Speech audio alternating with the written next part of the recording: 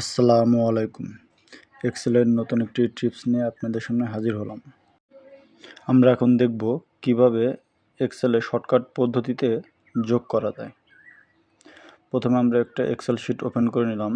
নেওয়ার পরে আমরা এখানে কিছু সংখ্যা বসিয়ে দিব। দিলাম 10, 20, 30, 40, 50, 60 এরকম করে আমরা 3টি সেলে আমরা কিছু সংখ্যা বসিয়ে নেব।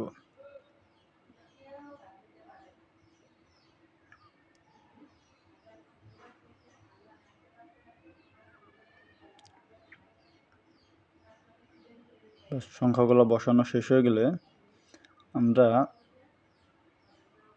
এই ঘরগুলা বর্ডার দিয়ে দিব।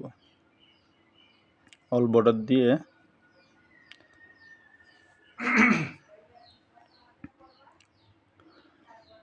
আমরা এখানে এখন দিব ইকুয়াল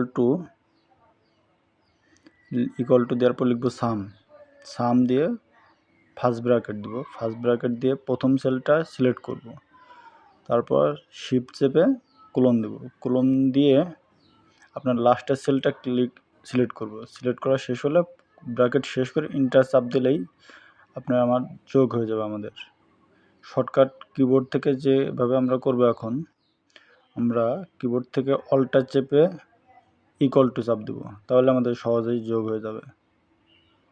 ধন্যবাদ সবাইকে।